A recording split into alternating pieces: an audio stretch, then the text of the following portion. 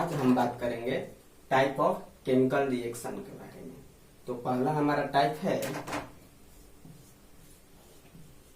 कॉम्बाइनेशन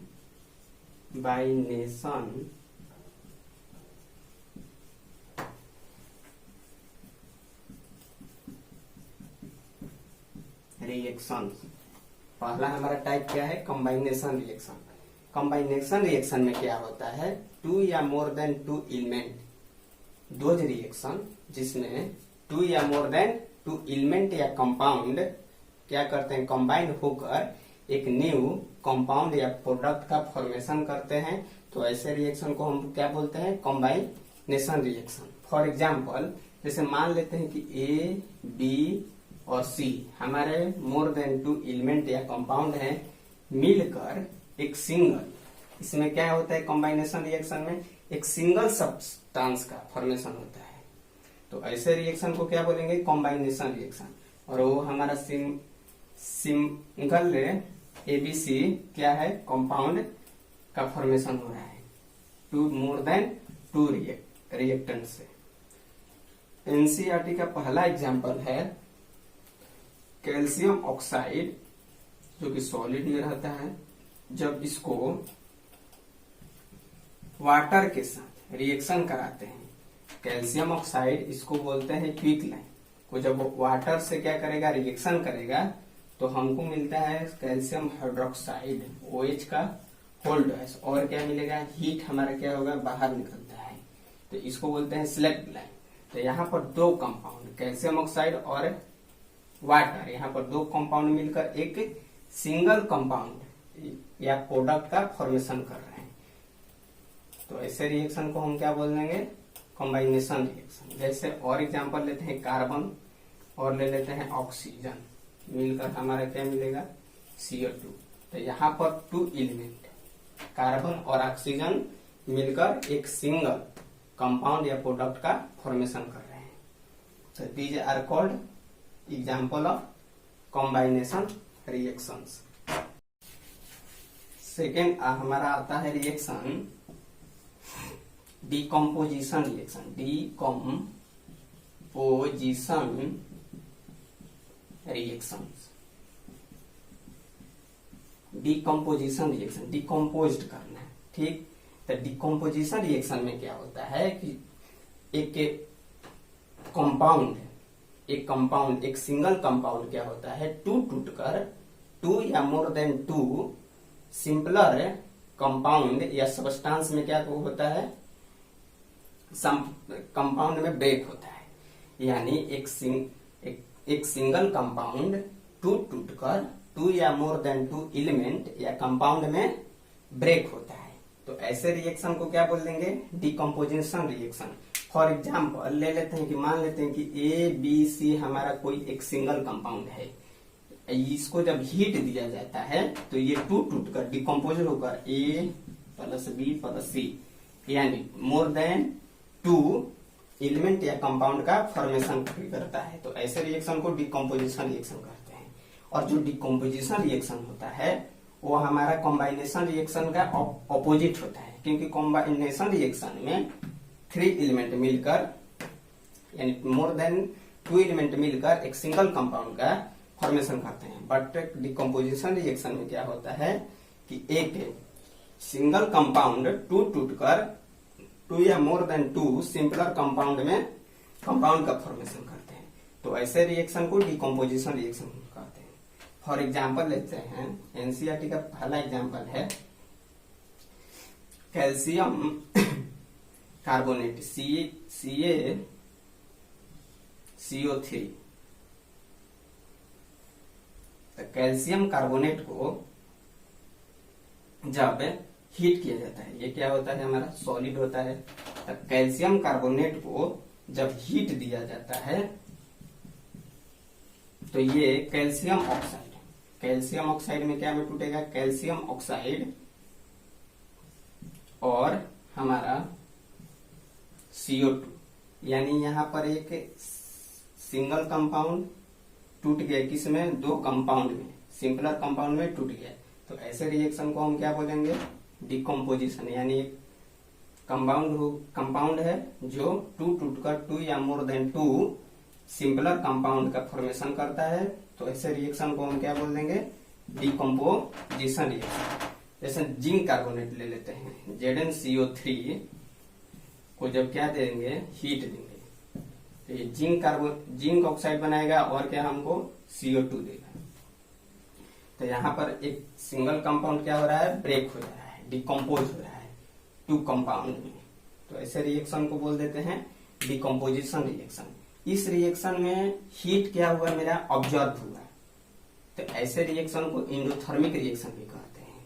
और जो हमारा कॉम्बाइनेशन रिएक्शन था उसमें हीट हमारा बाहर निकल रहा था, तो वैसे रिएक्शन को हम बोल देते हैं जिसमें हीट हमारा राइज होता है उसको बोलते हैं एक्सोथर्मिक, और जिसमें हमारा हीट क्या होता है, ऑब्जर्व होता है, उसको बोलते हैं एंडोथर्मिक रिएक्शन। नेक्स्ट हमारा रिएक्शन आता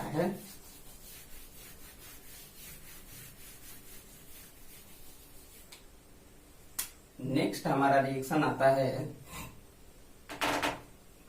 displacement reaction. Displacement reaction. Displacement reaction में क्या होता है कि जो टू एलिमेंट, जो क्या था मोर रिएक्टिव जो एलिमेंट होता है वो लेस रिएक्टिव एलिमेंट को क्या कर देता है, डिस्प्लेस कर देता है और एक नया कंपाउंड का फॉर्मेशन करता है। जो मोर रिएक्टिव सब्सटेंस एलिमेंट रहता है वो लेस रिएक्टिव या एक्टिव एलिमेंट को क्या कर देता है, डिस्प्लेस करके एक न्यू प्रोडक्ट का फॉर्मेशन करता है। मान लेते हैं कि ए मेरा क्या है, मोर रिएक्टिव एलिमेंट है, और BC मेरा क्या है, एक कंपाउंड है, और बी मेरा इसमें क्या है, लेस रिएक्टिव है, ये मोर रिएक्टिव है। तो ए जो है बी को क्या कर देगा, डिस्प्लेस्ड कर देगा, और AC के साथ क्या कर देगा, रिएक्शन करके न्यू कंपाउंड का फॉर्मेशन करेगा और यहाँ हमारा बी निकल जाएगा। तो इस रिएक्शन में ए था क्या, मोर रिएक्टिव, और बी क्या था, लेस रिएक्टिव, और उसको क्या कर दिया, डिस्प्लेस्ड कर दिया। तो ऐसे रिएक्शन को हम क्या बोलते हैं, डिस्प्लेसमेंट रिएक्शन। तो हमको कैसे पता चलेगा कि कौन सा एलिमेंट मोर रिएक्टिव है और कौन सा एलिमेंट लेस रिएक्टिव है, इसके लिए हम रिएक्टिव सीरीज को देखते हैं। तो यहाँ पर देखिएगा, सबसे पहले आता है हमारा पोटेशियम,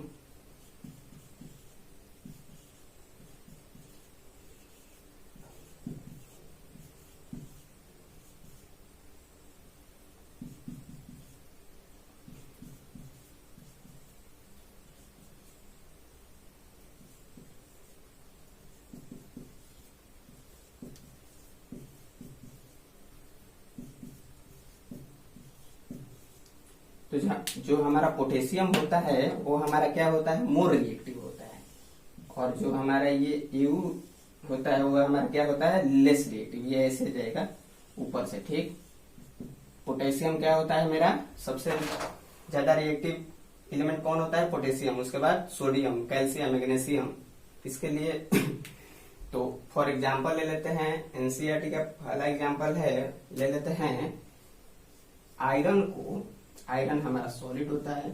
आयरन को जब कॉपर सल्फेट के विलयन के साथ, कॉपर सल्फेट का जो सॉल्यूशन होता है, एक्वस सॉल्यूशन है ये होता है हमारा कैसा, ब्राउन कलर का हो जाएगा, ब्राउन कलर का होता है। और इसको जब रिएक्शन होता है तो फेरिक जो होता है, फेरस आयरन जो होता है, कॉपर को क्या कर देगा, डिस्प्लेस्ड कर देगा। क्योंकि यहाँ पर कॉपर देख लीजिए, यहाँ पर आयरन जो है मोर रिएक्टिव है, किससे, कॉपर से। यहाँ पर मेरा आयरन है, यहाँ पर आयरन है, यहाँ पर कॉपर है, तो आयरन क्या है, ऊपर है और कॉपर नीचे है। तो आयरन क्या करेगा, कॉपर को डिस्प्लेस्ड कर देगा, यानी क्या हमको मिलेगा, फेरस सल्फेट FeSO4, और हमको मिलेगा क्या, कॉपर। तो यहाँ पर जो आयरन था कॉपर को डिस्प्लेस्ड कर दिया। तो ऐसे रिएक्शन को हम क्या बोलते हैं, डिस्प्लेसमेंट रिएक्शन बोलते हैं। नेक्स्ट एग्जांपल हम ले लेते हैं, जैसे जिंक ले लेते हैं। जिंक को सल्फ्यूरिक एसिड के साथ H2SO4 के साथ हम रिएक्शन कराते हैं, तो जिंक क्या होगा, जिंक कहाँ है हमारा, यहाँ पर। जिंक जो है हाइड्रोजन को क्या करेगा, डिस्प्लेस्ड कर देगा। तो ZnSO4 जिंक सल्फेट हमारा मिलेगा और हाइड्रोजन यहाँ पर बाहर निकलेगा। तो ऐसे तो जिंक जो है हाइड्रोजन को क्या किया, डिस्प्लेस्ड कर दिया। तो ऐसे रिएक्शन को हम क्या बोलते हैं, डिस्प्लेसमेंट रिएक्शन। नेक्स्ट हमारा रिएक्शन है ये जो है रिएक्टिव सीरीज, इसको आप लोग याद कर लीजिएगा। सबसे पहले क्या था, potassium, sodium, calcium, magnesium, aluminium, zinc, iron. अब नेक्स्ट मेरा है type double displacement reaction. Fourth मेरा है डबल डिस्प्लेसमेंट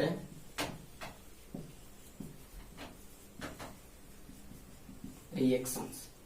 अच्छा, डबल डिस्प्लेसमेंट रिएक्शन में क्या होता है कि जो ग्रुप ऑफ एटम या ग्रुप ऑफ जो कंपाउंड होते हैं वो अपने एलिमेंट का क्या करते हैं, एटम का क्या करते हैं, एक्सचेंज कर लेते हैं और एक नए प्रोडक्ट का फॉर्मेशन कर लेते हैं। दो रिएक्टेंट्स में कंपाउंड रहेंगे, मान लेते हैं कि एक्स वाई और ए बी दो हमारे क्या है, कंपाउंड हैं।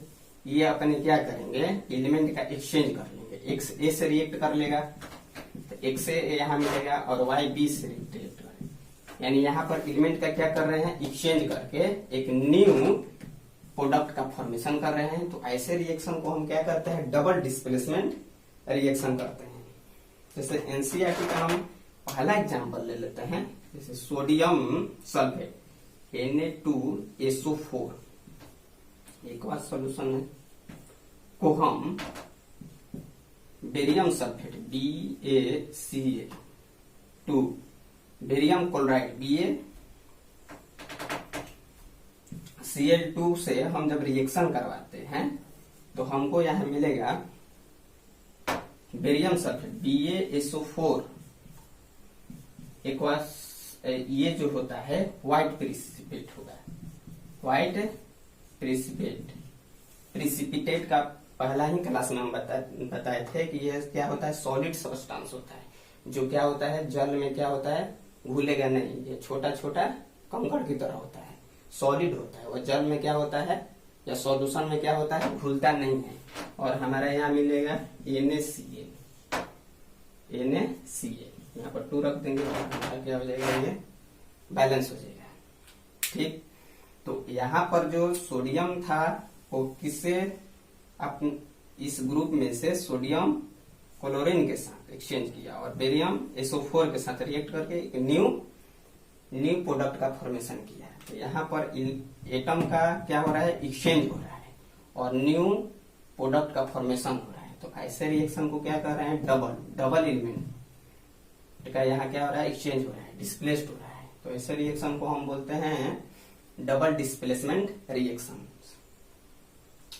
सेकेंड हम एग्जांपल ले लेते हैं, जैसे ले लेंगे AgNO3 सिल्वर नाइट्रेट को जब सोडियम क्लोराइड के साथ NaCl के साथ जब रिएक्शन कराया जाएगा तो हमको क्या मिलेगा,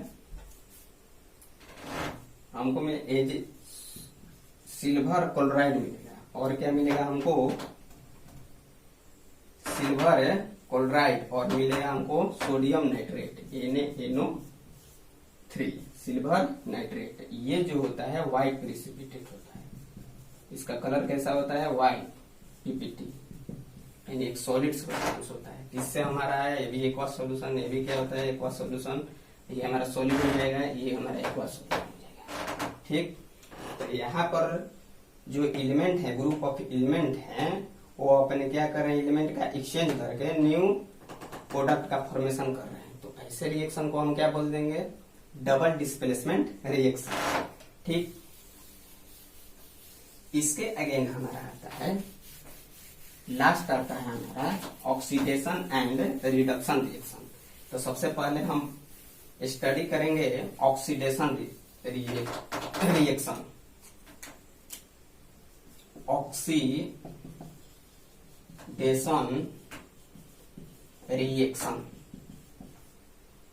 रिएक्शन ऑक्सीडेशन रिएक्शन में क्या होता है, मान लेते हैं कि कोई एक्स मेरा क्या है, एलिमेंट है, इसमें जब ऑक्सीजन को ऑक्सीजन जब जुटेगा, ऑक्सीजन का किस में गेन होगा, या एक्स में क्या होगा, हाइड्रोजन का लॉस होगा। एक्स जो हमारा क्या है, कोई एलिमेंट या कंपाउंड है, इसमें अगर ऑक्सीजन क्या होता है, ऐड होता है, गेन होता है ऑक्सीजन का, या इसमें हाइड्रोजन का लॉस होता है, तो ऐसे रिएक्शन को क्या बोलेंगे, ऑक्सीडेशन रिएक्शन। एनसीईआरटी का पहला एग्जांपल हम ले लेते हैं, कॉपर को जब ऑक्सीजन के साथ रिएक्शन कराते हैं हीट देने पर, तो यहां पर हमको क्या मिलेगा, कॉपर ऑक्साइड, जो हमारा सॉलिड हो जाएगा, ये हमारा सॉलिड हो जाएगा, ये हमारा गैसियस हो जाएगा। ठीक, तो यहाँ पर कॉपर में क्या हो रहा है, ऑक्सीजन का गेन हो रहा है, यानी ऐड हो रहा है, तो इसको बोल देंगे हम क्या, ऑक्सीडेशन रिएक्शन। इसमें क्या हो रहा है, ऑक्सीजन मेरा ऐड हो रहा है। ठीक, नेक्स्ट हम एग्जांपल लेते हैं, तो इसमें तो ऑक्सीजन क्या होगा, मेरा गेन हुआ, और हाइड्रोजन का लॉस ले लेते हैं। जैसे हाइड्रोजन सल्फाइड ले लेते हैं, H2S, हाइड्रोजन सल्फाइड को जब रिएक्शन करा लेते हैं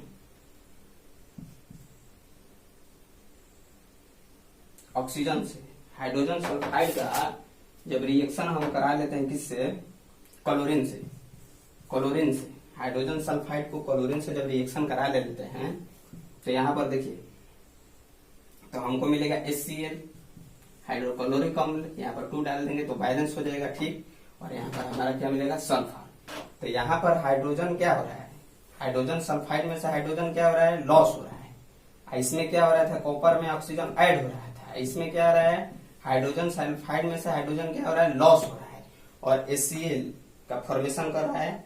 तो ऐसे रिएक्शन को हम क्या बोल देंगे, ऑक्सीडेशन रिएक्शन। ठीक, नेक्स्ट हमारा आता है reduction reaction.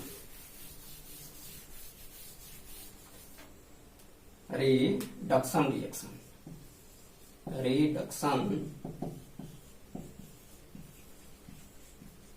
Reaction, reduction reaction में क्या होता है, मान लेते हैं कि X मेरा कोई क्या है, एलिमेंट है। अगर इस X वाले एलिमेंट में अगर हाइड्रोजन ऐड होता है, हाइड्रोजन का गेन होगा, और X वाले एलिमेंट में ऑक्सीजन का क्या होगा, लॉस होगा, तो ऐसे रिएक्शन को क्या बोल देंगे, रिडक्शन रिएक्शन। और हमारा क्या होता था, ऑक्सीडेशन में ऑक्सीजन ऐड होता था और हाइड्रोजन लॉस होता है, और ऑक्सीडेशन और रिडक्शन एक दूसरे के क्या है, ऑपोजिट है। तो रिडक्शन रिएक्शन में मान लेते हैं कि X मेरा कोई क्या है, एलिमेंट है, जब इसमें क्या होगा, हाइड्रोजन क्या होगा, ऐड होगा, हाइड्रोजन का गेन होगा, या ऑक्सीजन का लॉस होगा, तो ऐसे रिएक्शन को हम क्या बोल देंगे, रिडक्शन रिएक्शन। फॉर एग्जाम्पल ले लेते हैं हम, जैसे कॉपर ऑक्साइड, कॉपर ऑक्साइड को जब हाइड्रोजन के साथ रिएक्शन किया जाएगा तो हमको क्या मिलेगा, इस हमको मिलेगा H2O मिलेगा और Cu मिलेगा। तो यहाँ से H2O मिला यानी वाटर मिला, और क्या मिला, कॉपर मिला। तो यहाँ से जो कॉपर ऑक्साइड था, इसमें से ऑक्सीजन का क्या हो रहा है, लॉस हो रहा है, ऑक्सीजन क्या हो रहा है, लॉस हो रहा है इस एलिमेंट में से, और हाइड्रोजन में क्या हो रहा है, ऐड हो रहा है। तो यहाँ पर ऑक्सीजन का क्या हो रहा है, लॉस हो रहा है, और H2O का फॉर्मेशन हो रहा है। तो जिस रिएक्शन में हाइड्रोजन ऑक्सीजन का क्या हो, लॉस हो, तो ऐसे रिएक्शन को क्या बोल देंगे, रिडक्शन रिएक्शन। ठीक, और ठीक, इसके आगे हम बात करेंगे जो हमारा लास्ट वीडियो होगा यानी लेक्चर होगा, केमिकल रिएक्शन एंड इक्वेशन का। उसके बाद फिर अगेन नेक्स्ट टॉपिक पर हम बात करते हैं। Thanks for watching.